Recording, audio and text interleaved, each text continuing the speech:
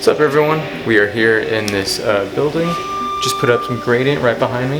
It's not fully blocking the view from the outside in, but it is a good amount. It's a gradient, so it's very thick in the middle, and then as it gets to the top and bottom, it kind of tapers out a little bit, so you can start to see through a little bit. But it's for enhancement of the space and for a little bit of privacy. Hope you enjoy it.